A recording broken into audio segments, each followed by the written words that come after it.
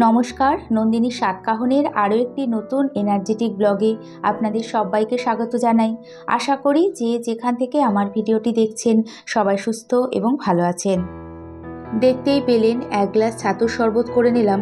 আজ অনেক সকালে মেয়ে কলেজে গেল, ওর কিছুই খেতে ইচ্ছে করছিল না, তাই জোর করে নুন চিনি দিয়ে ছাতুর শরবত করে দিলাম আর হালকা একটু টিফিন করে দিয়েছি। এদিকে হাজবেন্ডও অফিসে বেরিয়ে গেছে, আমার স্নান পুজো কমপ্লিট। এবার ধীরে সুস্থে সংসারের কাজগুলো করে নিচ্ছি।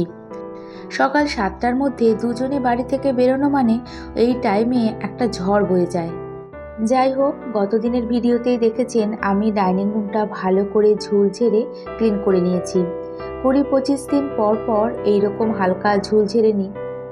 একটা রুম পরিষ্কার করার সময় মনে হয় বাকি সব একেবারে পরিষ্কার পরিচ্ছন্ন করে নিই, কিন্তু সময় হয় না, প্লাস নিজেরও প্রচণ্ড খাটুনি হয়ে যায়। শুধু ঝুল ঝাড়লেই তো হলো না, তারপর ডাস্টিং, ঘর ঝাড়মোছ তো আছেই। ছোট্ট রুমটা পরিষ্কার করেছিলাম গতকাল, আর আজকে এই তো সকাল থেকে শুরু করেছি। আজকে এই ঘরের বেড কাভারটাও চেঞ্জ করব, ভালোই হলো একবারে সিলিং ফ্যানটাও পরিষ্কার করে নিলাম। যখন এই বেড কাভার চেঞ্জ করি ফ্যান তো অবশ্যই পরিষ্কার করি। ফ্যান পরিষ্কার করার জন্য একটা টুলস কিনেছিলাম। অ্যাকচুয়ালি যখন হাত ওপরে উঠাতে পারতাম না তখন ওটা দিয়ে পরিষ্কার করতাম। এখন যতটা সম্ভব হাত দিয়ে একটা কাপড় দিয়ে পরিষ্কার করি। যে কোনো জিনিস বা যে কোনো জায়গায় হাত দিয়ে পরিষ্কার করলে বেশি ভালো পরিষ্কার হয়। তবে ওই যে সময়ের সাথে সাথে শারীরিক নানান প্রবলেমের জন্য আমরা বিভিন্ন অপশান খুঁজি, আর সংসারের কাজ করতে ভালো লাগছে না, বোর লাগছে, ঝটপট করে বিভিন্ন টুলস ইউজ করে, গ্যাজেট ইউজ করে কাজগুলো করে নিচ্ছি। যখনই আমি ফ্যান পরিষ্কার করি, পরিষ্কার করা হয়ে গেলে একবার ফ্যানটাকে অন করি, হালকা ধুলো থাকলেও সেটা পড়ে যায়। এবার যেটুকু হালকা ঝুল আছে এই তো পরিষ্কার করে নেব। এদিকে তনুশ্রী মিত্র আমার কাছে ফ্রোজেন শোল্ডারের এক্সারসাইজগুলো দেখতে চেয়েছিল।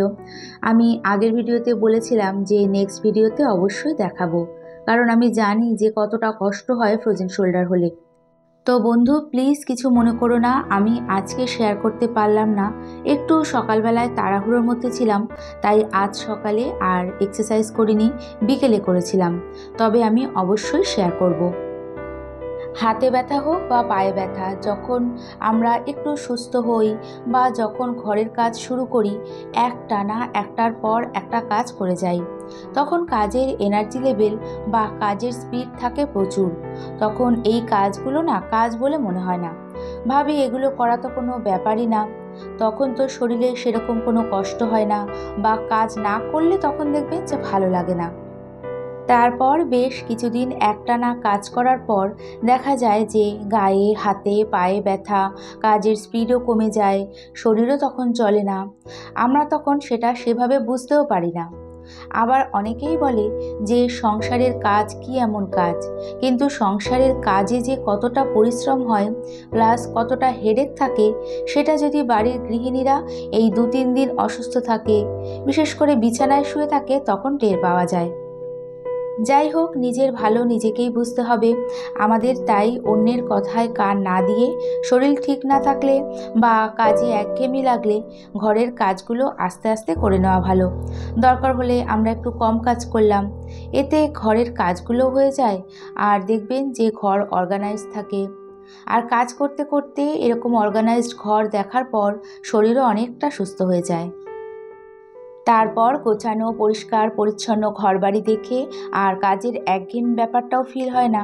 পারলে ওই সময় নিজের জন্য দেওয়া ভালো, একটু স্কিন কেয়ার করা যেতে পারে, পায়ের হাতের যত্ন নেওয়া যেতে পারে। ভালো লাগে এমন শখের কাজ করলে তো আরও ভালো হয়। যাদের একটু বাইরে ঘুরলে বা কেনাকাটা করলে একঘেয়েমি ব্যাপারটা কেটে যায়, তাদের তো এই অপশানটা রয়েছে। এদিকে এই তো বেড কাভার সহ সমস্ত কিছু কেচে ছাদে মেলে দিলাম, আর বৃষ্টির জন্য ছাদে তো সেইভাবে আসা হয় না, তাই আজকে আসলাম। যখন চারিদিকটা দেখছি বেশ ভালো লাগছে। ছাদে বেশ কিছুক্ষণ থাকলে না মনটা এমনিই ভালো হয়ে যায়। তবে ওই যে ঘরের কাজ রয়েছে। এদিকে দেবনাথ আইডি থেকে তুলি লিখেছিল, দিদিভাই তুমি যে সুগারটা ইউজ করো সেটার নামটা বলো। এই তো তুলি, নাম তো আমি আগেই কমেন্টসে রিপ্লাইতে বলেছিলাম, আর এই যে প্যাকেটটা দেখিয়ে দিলাম। ভীষণ ভালো এই ব্রাউন সুগারটা, আর পরিমাণেও কম লাগে। এদিকে আজকে রান্নার জন্য যা যা প্রয়োজন সব কিছু গুছিয়ে নিয়েছি। আর আজকে চিলি সয়াবিন করব, তার জন্য সয়াবিন সিদ্ধ করে ম্যারিনেট করে রেখেছি।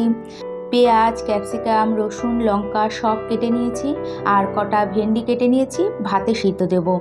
রান্না শুরুর আগে যতটা সম্ভব সব কিছু একটু গুছিয়ে রান্না করি।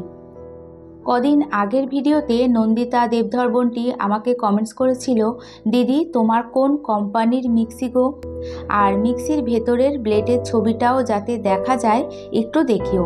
আমি নতুন মিক্সি কিনবো। কাতলা মাছ রান্নার জন্য সুন্দর মশলার পেস্ট করে নিলে আমার মিক্সিতে না এত সুন্দর পেস্ট হয় না। আরও অনেক কিছু লিখেছে, আর লিখেছে যে শিলে মশলা বাটতে পারি না, মিক্সিটাই ভরসা। তো নন্দিতা, আমার মিক্সিটা স্যালো কোম্পানির, আর সত্যি গো ভীষণ ভালো। বাটিটা ধুয়ে এই তো ব্লেডগুলো দেখাচ্ছি। এটা আমি টানা ওই 10 বছর ধরে ইউজ করছি। একটা বাটির ব্লেডই দেখালাম, এটাই তো রেগুলার ইউজ হয়। তবে নামি দামি ব্র্যান্ডও কিনতে পারো। খুব সুন্দর ছোট্ট হোয়াইট কালার বলে এটা আমার ভীষণ পছন্দ হয়েছিল। আজকে পাবদা মাছ রান্না করব। আঁশ ছাড়া যে কোনো মাছ ভাজার সময় এত তেল ছেটে, তাই একটু সাবধানে এতো ঢেকে ঢেকে রান্না করছি।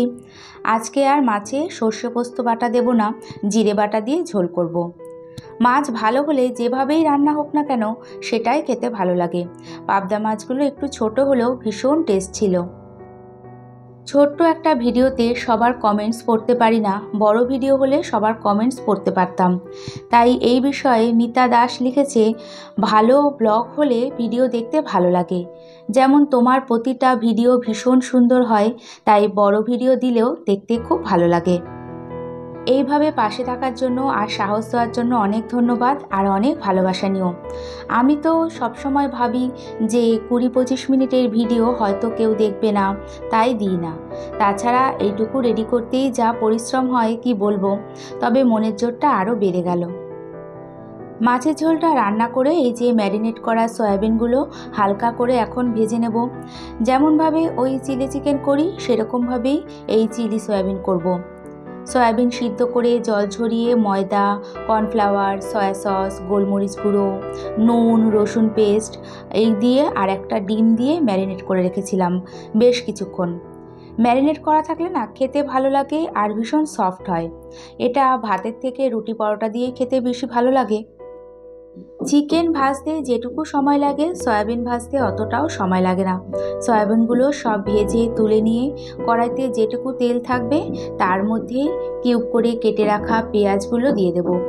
আর পেঁয়াজগুলো একটু পিঙ্কিশ কালার হলে পরে তার মধ্যে রসুন কুচি, লঙ্কা কুচি আর একটু আদা কুচি দিয়ে একটু নাড়াচাড়া করে তারপরে ক্যাপসিকামটা দেব।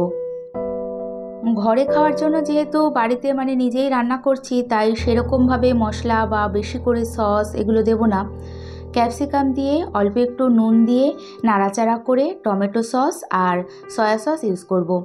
নুনটা একটু অল্প করেই দেব, কেননা ওই 2 রকম সসেই নুন আছে, আবার সয়াবিনেও নুন দিয়েছি, তাই একটু বুঝে শুনে নুনটা দিতে হবে। সস দিয়ে নাড়াচাড়া করে তারপরে সয়াবিনগুলো বেশ কিছুক্ষণ এই সসের সঙ্গে এই মশলার সঙ্গে ভালো করে মিশিয়ে নেব।